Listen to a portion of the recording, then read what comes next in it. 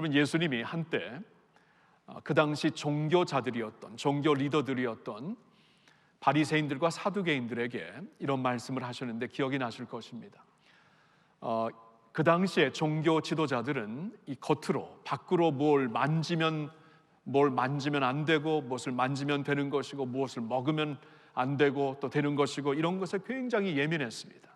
이 전통과 관습, 물론 율법에 있는 말씀이기 때문에 이 율법을 관습을 삼아가지고 굉장히 철저하게 지키려고 했는데, 근데 예수님과 예수님의 제자들을 보니까 철저하게 안 지키는 거예요. 뭐 이렇게 손을 관례대로 닦지 않고 음식을 먹는 것도 보고, 너무나 배고프고 허기지니까 막 먹는 것을 보고, 어찌 당신의 제자들은 저러한 모습, 저렇게 부정한 모습을 보이느냐고 예수님께 항의한 적이 있습니다. 그때 예수님께서 무슨 말씀을 그들에게 하셨냐 하면은, 사람이 겉으로 무엇을 만지고 무엇을 안 만지고, 입으로 무엇을 먹고 안 먹고, 이런 것이 우리를 부정하게 만들거나 아니면 정하게 만드는 것이 아니다. 너희를 진짜 부정하게 만드는 것은 무엇을 먹지 말아야 되는 것을 먹고, 만지지 말아야 되는 것을 만지고, 그래서 되는 것이 아니라, 너에게 진짜 부정한 것은 마음에서 나오는 것이다. 마음에 있는 것이다. 그러면서 예수님께서 예를 드시죠.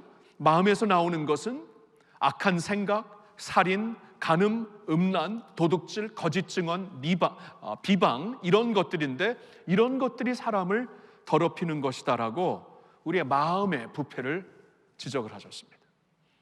여러분, 예수님의 포인트를 우리는 잘 생각을 해야 됩니다. 이 겉으로 바리새인들처럼, 사두개인들처럼 하나님의 율법에 따라, 또 전통에 따라 자신을 철저하게 지킨 사람들이 어디 있었겠습니까? 오늘날 그런 사람들이 있다면 우리는 모방하기도 힘들 것입니다. 굉장히 철저하게 자신을 지켰던 사람들인데, 예수님은 그러한 모습에서 전혀 임프레스를 받지 아니하십니다.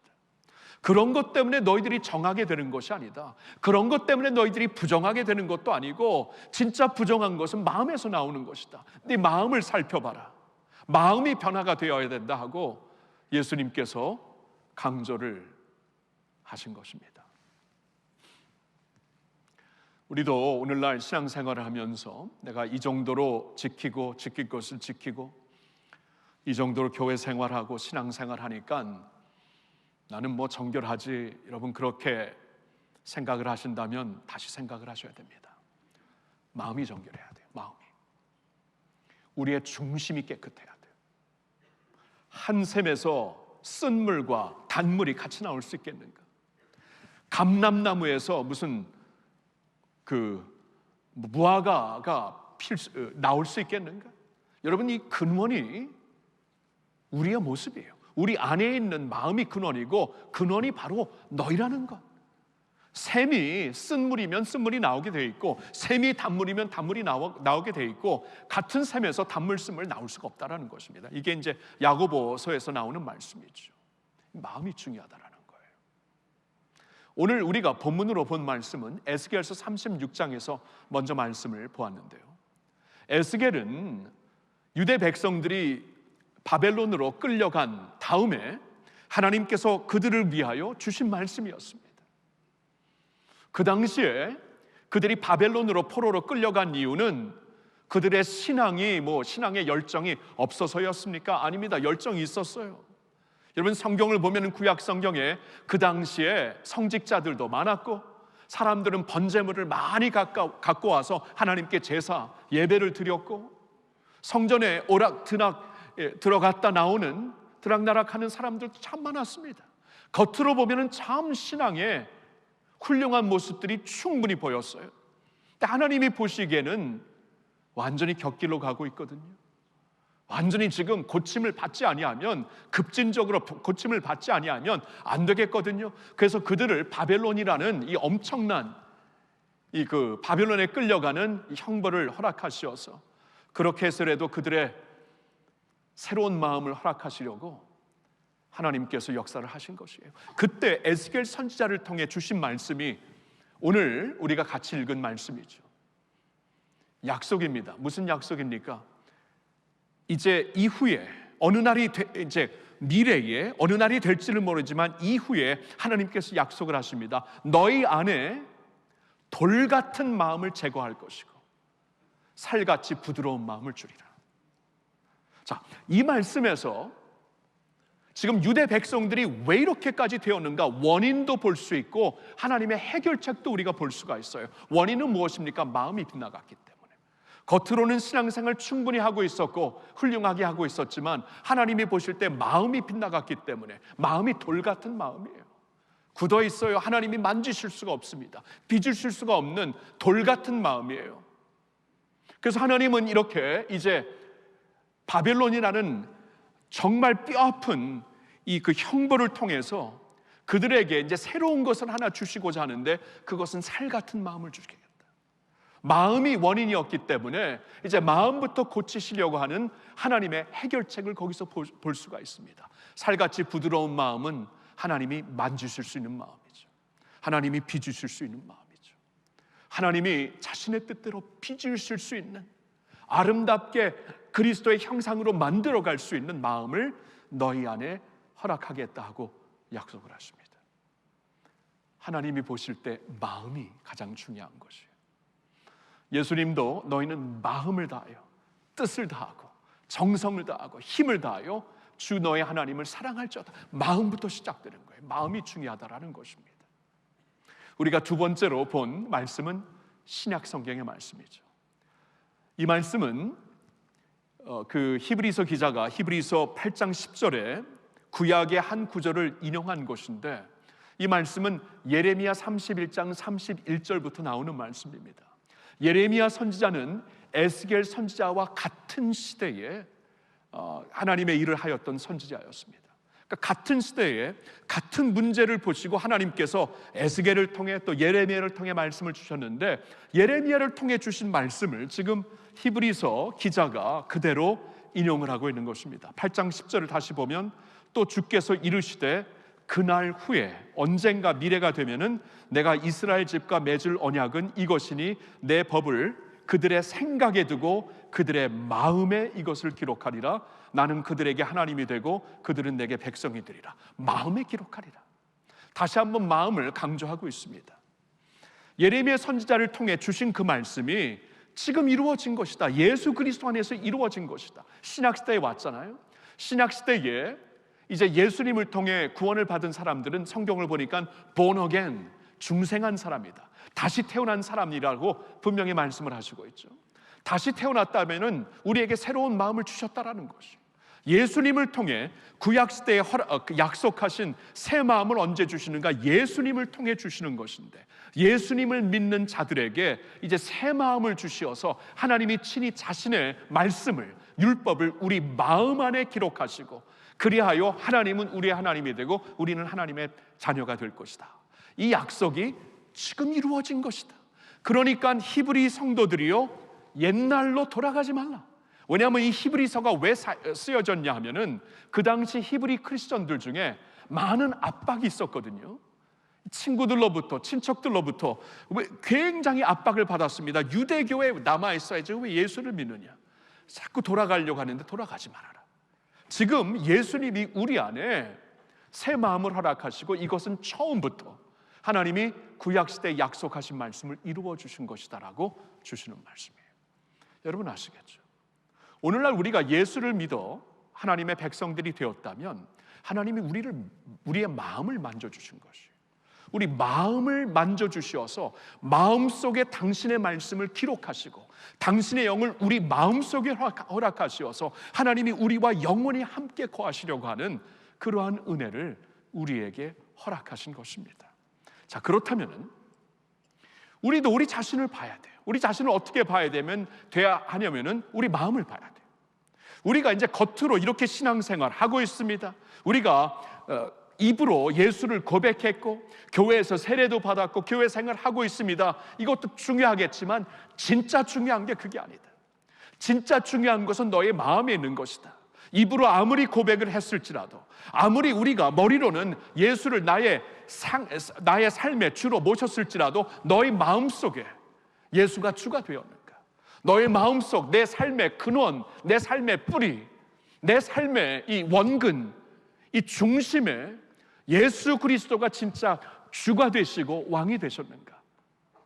마음이 주님께 드려지지 않았으면, 아무리 우리가 신앙 고백을 하고 아무리 겉으로는 신앙생활을 할지라도 마음이 주님께 온전히 드려지지 않았다면 하나님 앞에서 온전한 크리스천이 될 수 없다라는 것이에요. 로마서 6장 16절에 이런 말씀이 있습니다. 우리 한번 같이 읽어볼까요? 너희 자신을 종으로 내주어 누구에게 순종하든지 그 순종함을 받는 자의 종이 되는 줄을 너희가 알지 못하느냐? 혹은 죄의 종으로 사망에 이르고 혹은 순종의 종으로 의에 이르느니라. 여러분, 이 말씀은 로마에 지금 살고 있는 교인들에게 사도 바울이 편지한 내용입니다. 크리스천들에게 주신 말씀이에요. 근데 크리스천들에게 내가 예수를 제대로 믿는 것이 무엇인가? 이제 설명해 주는 말씀 중에 하나인데, 이거 보세요. 너의 자신을 종으로 내주어 누구에게 순종하는, 내가 누구에게 순종하는가? 그 순종하는 그 자의 종이 되는 것이다. 내가 순종하는 그 자가 나의 주인이다 라고 말씀을 하는 거예요. 그러니까 우리가 만일 세상의 기준을 따라, 세상의 정욕을 따라 순종하며 산다면 우리는 여전히 세상의 종이에요. 우리가 만일 나의 욕구, 나의 욕망을 따라서 산다면은 여전히 나는 나의 욕구와 나의 욕망의 종이 되는 것이에요. 그러나 우리가 주님의 말씀을 받아서 주님의 뜻대로 산다면 주님의 종이 되는 거예요. 누구를 순종하느냐, 그게 너의 삶을 주관하는 주인이고 너는 그의 종이 되는 것이다. 여러분, 무엇을 순종합니까? 예수를 믿지만 내가 결국 따르는 것은 무엇입니까? 세상의 기준입니까? 나의 욕구 욕망입니까? 아니면 하나님이 되십니까? 여기에 따라 모든 것이 변한다는 것입니다. 마음의 이슈예요. 마음의 이슈. 자, 이렇게 우리를 끌고 가고 있는 이 그 능력, 이 힘, 이 요소가 무엇인가를 이제 계속 로마서를 보면 더 명확하게 설명을 해주고 있습니다. 8장 5절과 6절 우리 한번 같이 읽어볼까요? 육신을 따르는 자는 육신의 일을, 영을 따르는 자는 영의 일을 생각하나니 육신의 생각은 사망이요 영의 생각은 생명과 평안이니라. 여러분 보셨나요? 그러니까 여기서 이제 생각이라는 단어를, 프레네오라는 이 단어를 보면은 이게 마음으로도 충분히 번역이 될 수 있어요. 영어로 보면 mind로 나와 있습니다. 마음이에요, 마음. 그러니까 마음에 품은 생각이라는 것입니다. 그러니까 너희가 마음에 푸는 생각대로 사는 것이, 마음에 품은 생각대로 나는 따라가게 되어 있다. 그래서 마음에 품은 생각이 육신의 것이면 육신을 따라 사는 것이고, 마음에 품은 생각이 영의 것, 하나님의 성령의 것이면은 영의 사람이다. 영을 따라가는 것이다. 마음에 품는 생각이 나의 삶을 주관한다, 주도한다, 이 말씀이에요. 계속되는 말씀 보실까요?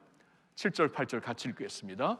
육신의 생각은 하나님과 원수가 되나니 이는 하나님의 법에 굴복하지 아니할 뿐 아니라 할 수도 없습니다. 육신에 있는 자들은 하나님을 기쁘시게 할 수 없느니라. 보셨나요? 육신의 생각, 마음에 품은 육신의 생각으로는 하나님과 원수가 될 수밖에 없다. 그 이유는 하나님의 법에 굴복하지 아니할 뿐 아니라 원해도 할 수가 없다. 그러니까 생각과 우리의 이 마음에 품은 생각이 다라는 것이에요. 여기에 따라 내가 아무리 입으로 예수를 고백해도 예수님을 따를 수가 없어요. 내가 아무리 하나님을 믿는다고 시인을 할지라도 하나님을 따를 수가 없어요. 그렇게 이게 불가능한 것이다. 육신에 있는 자들은 하나님을 기쁘시게 할 수 없다. 이 마음속에 육신의 생각을 품으면은 그것으로 따라 살 수밖에 없는 우리들로서 하나님을 기쁘시게 할 수는 하나님의 종이 절대로 될 수 없다, 그 말이죠. 9절 말씀을 보겠습니다. 다 같이. 만일 너희 속에 하나님의 영이 거하시면 너희가 육신에 있지 아니하고 영에 있나니 누구든지 그리스도의 영이 없으면 그리스도의 사람이 아니라.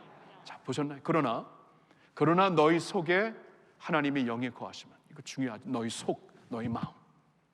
그러나 지금까지는 육신의 생각을 갖고 그러한 마음으로 하나님을 절대로 따를 수가 없는 것을 보았는데, 그러나 만일 너희 속에, 너희 마음 안에 하나님의 영이 거하시면 너희는 육신에 있는 자들이 아니다.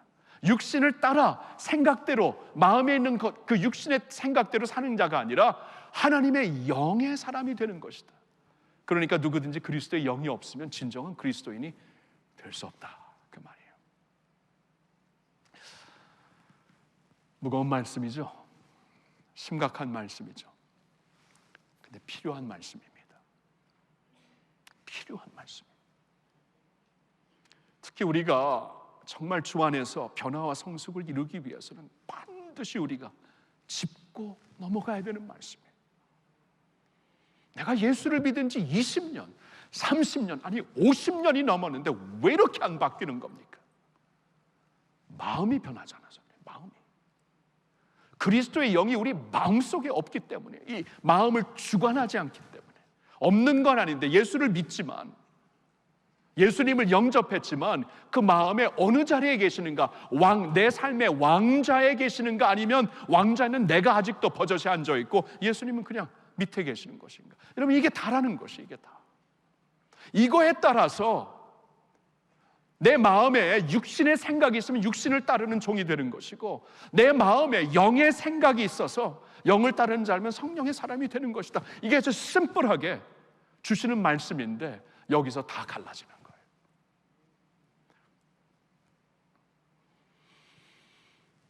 그래서 이제 우리가 우리 자신을 들여다봐야 돼요. 근데 내 마음의 주인은 누구인가? 오늘 설교의 제목, 내 마음의 주인은 과연 누구입니까? 내가 주인된 옛사람, 그러니까 예수로 변화되지 않는 옛사람의 두 가지 특성이 있는데, 그것은 자기 사랑과 자기 의예요. 자기 사랑과 자기 의가 나를 드라이빙하는 포스가 된다면, 내 삶을 주관하는 어떠한 힘이 된다면 아직도 내 인생의 왕자에 내가 앉아 있는 거예요. 자기 사랑과 자기 의, 이걸 보셔야 돼요. 여러분, 가인을 한번 생각해 보세요. 가인. 성경을 보면은 하나님께서 첫 인류로 아담과 하와를 만드시죠. 아담과 하와를 통해 자식들을 주시는데 첫째 자식이 가인이었습니다. 첫 아들이었어요. 근데 그 가인이 어느 날 동생 아벨을 살인해 버립니다. 형이 동생을 죽여버려요. 여러분, 이런 일이 성경에 그대로 나와 있습니다. 그래서 하나님이 가인을 찾아오셔서 묻습니다. 너의 아우가 어디 있니? 그때 가인이 어떻게 대답하시던가 기억이 나시나요? 창세기 4장을 보니까 내가 어떻게 합니까? 내가 내 동생을 지키는 자입니까? 굉장히 뻔뻔스럽게 대답을 해요. 아니, 어떻게 이렇게 뻔뻔스럽게 대답을 하는가? 아니, 지금 양심이 조금이라도 남아있다라면 동생을 죽였잖아요. 지금 피를 흘렸잖아요. 하나님이 오셔서 내 동생 어디 있니 물으면은 무릎 꿇어야 되잖아요. 납작 엎드려야 되잖아요. 근데 뻔뻔스럽게 내가 내 아우를 지키는 자입니까?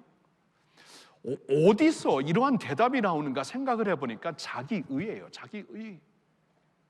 그러니까 자기 생각으로는 나는 충분히 내 동생을 죽여야 되는 명분이 있었습니다. 충분히 나는 이 녀석을 내가 이 세상에서 없애버릴 만한 이유가 있었고 충분한 명분이 있었다라는 자기 의가 그의 마음에 가득 채워지지 않았다면 어떻게 하나님 앞에 그런 대답을 할 수 있어요? 지금 그렇게 끔찍한 살인을 범하고 나서 자기 의로 가득 찬 것이죠. 그때 하나님이 가인을 찾아오셔서 가인을 저주하십니다. 형벌을 주시는 거죠. 형벌을 주시는 그 내용을 한번 제가 읽을게요. 그리고 이 형벌에 대하여 또한 가인이 어떻게 대답을 하는가도 같이 읽겠습니다. 하나님이 이르시되 너가 무엇을 하였느냐? 너의 아우의 핏소리가 땅에서부터 내게 호소하느니라. 땅이 그 입을 벌려 너의 손에서부터 너의 아우의 피를 받았은즉 너가 땅에서 저주를 받으리니 너가 밭을 갈아도 땅이 다시는 그 효력을 너에게 주지 아니할 것이요 너는 땅에서 피하여 유리하는 자가 되리라. 가인이 여호와께 아뢰되 내 죄벌이 지기가 너무 무거우니이다. 주께서 오늘 이 지면에서 나를 쫓아내시온즉 내가 주의 낯을 배웁지 못하리니 내가 땅에서 피하며 유리하는 자가 될지라. 무릇 나를 만나는 자마다 나를 죽이겠나이다. 여러분, 하나님이 지금 끔찍한 하나님의 형상으로 만들었잖아요. 이게 살인죄라는 게 이게 왜 이렇게 끔찍하냐 하면 하나님의 형상으로 사람을 만드셨어요. 그래서 사람을 내가 죽인다는 것은 하나님의 형상을 공격하는 거예요. 하나님의 형상을 이 테러를 이제 범하면서 공격하는 거예요. 그러니까 하나님께서 이 엄청 끔찍한 죄를 범한 카인에게, 야, 너 네 동생 어디 있는지 모른다고? 땅에서 이미 내 동생의 피를 받아갖고 그 핏소리를, 호소하는 소리가 내게 들린다 하고 하나님이 이 정도로 말씀하셨으면, 그래서 이제 너는 이제부터 땅을 아무리 갈아도 땅이 효력이 없을 것이고 막 이제 유린하는 자가 되리라 하면은, 여러분 이 정도로 하나님께서 말씀하시면 이제는 납작 엎드려서 벌벌 떨어야 되는 것이, 그게 당연한 모습이 아닐까요? 근데 가인은 뭐라고 대답을 합니까? 이거 너무한 거 아닙니까? 나 어떻게 살라는 것이에요? 이렇게 나를 유린자로 만들면은 나를 만나는 자마다 나를 죽이지 않겠습니까? 나를 어떻게 살라는 거예요? 이거 너무하지 않습니까? 여러분 이게 뭐예요? 자기 사랑으로, 자기 애로 가득 차 있어요. 자기의, 자기 애. 자기 의는 하나님 앞에 명분이 있다고 떳떳하게 뻔뻔스럽게 말하는 것이고, 지금 이 형벌을 받았을 때 양심이 조금이라도 있었다면 하나님 앞에 눈물로 회개하도 모자랄 텐데, 지금 가인은 나 그럼 어떻게 살라는 거야? 자기 사랑으로 가득 차 있습니다. 여러분 변하지 않는 우리 옛 모습이 이런 모습이에요. 자기 애, 자기 의로 가득 차 있습니다. 그래서 우리 자신을 보면서 내가 과연 내 마음의 주가 누구인가, 나 자신인가 하나님인가, 이걸 제대로 보기 위해서는 내가 얼마나 자기의, 자기애에 사로잡히는가를 보면 많이 도움이 될 것 같아요. 제 삶을 보니까 그래요. 제 삶을 보니까 언제 하나님의 평화를 제가 잃게 되는가. 그러니까 하나님께서 우리에게 평화를 주셨는데 언제 이 평화를 잃게 되는가. 자기애, 자기의가 살아가지고 행동할 때 평화를 잃더라고요. 언제 내 삶 속에 이게 불안감이 생기고, 하나님이 우리에게 주신 것은 두려운 마음이 아니라 능력과 사랑과 절제하는 마음이라고 했는데 절제가 없어지고 불안해지고, 언제 그러나 보니까 자기애, 자기 사랑으로 가득 차 있으면서, 그래서 이제 관계도 깨지고 어려워지고 양심이 그냥 무뎌지고 하나님의 말씀 앞에 제대로 응답도 못하는 그러한 사람이 될 때 불안해지더라고요. 평안이 없어지더라고요. 하나님과 일치하지 못한 삶이 되었기 때문이에요. 내 마음의 주인은 과연 누구인가? 아직도 내가 그 자리에 왕좌에 앉아 있다면 빨리 내려와야 됩니다. 그 주님 앞에 그 자리를 드려야 됩니다. 하나님이 약속하신 이 굳은 마음을, 돌 같은 마음을 제거해 주시고 살 같은 마음을 주시어서 예수님을 왕좌에 모시고 살 수 있는, 내 마음의 주인을 주님으로 모시고 살 수 있는 내가 될 수 있도록 하나님 앞에 간구하며 나와야 할 것입니다. 여러분 이렇게 한동안 우리가 주일 설교 갈 거예요. 주일 설교 이렇게 와서 좀 많이 격려하고 많이 축복하고 그런 말씀도 지금 여태까지 많이 했어요. 많이 했으니까 이번 한 해 동안은 좀 이 마음의 변화가 안 되면, 여러분 이번에 이 팬데믹을 지나면서 우리가 보지 않았습니까? 팬데믹을 지나면서 세상에 임팩트를 줄 수 없는 교회이구나. 그동안 교회가 잘 나가는 줄 알았는데, 이 정도면 성공인 줄 알았는데, 막상 팬데믹이 빵 터지니까 세상이 교회에 임팩트를 전혀 못 받고 있어요. 아니 임팩트를 잃어버렸어요. 왜 그런지 아세요? 변화가 없었어요. 겉으로는 부흥하고 겉으로는 커졌는지 모르지만 우리 삶에 변화가 없으니까, 내 삶이 변화된, 예수 그리스도가 왕좌에 앉아 계신 주인으로서 변화된 삶이 아니니까 임팩트를 주지 못하는 교회가 되었구나. 한국도 그렇고 미국도 그렇고 다 그렇더라고요. 세계 팬데믹이 빵 터지면서 보여진 민낯이 그런 모습이었습니다. 그래서 이 팬데믹을 지나면서 우리가 반드시 해야 되는 것이 이 변화예요. 내면의 변화, 마음의 변화예요. 이렇게 계속할 수 없습니다. 임팩트를 줄 수 있어야죠. 세상을 변화시킬 수 있어야죠. 영성은 변화예요. 영성은 변화가 있어야 됩니다. 그러려면 우리 마음을 볼 수 있어야 돼요. 다음 주부터는 구체적으로 우리가 왜 거짓 생활을 하는, 거짓말하는 생활을 하는 것, 왜 분노를 갖고 사는 것이고 왜 용서하지 못하고 이 마음에서 우러난, 예수님께서 말씀하신 대로 마음에서 우러나는 것이다. 이것을 우리가 구체적으로 보려고 해요. 그러면서 우리 마음이 진정 주님께 왕자를 드려진 마음인가 자신을 돌아보면서 이번 한 해 동안 정말 하나님의 은혜 가운데 우리 안에 진정한 변화가 있을 수 있기를 예수님의 이름으로 축복합니다.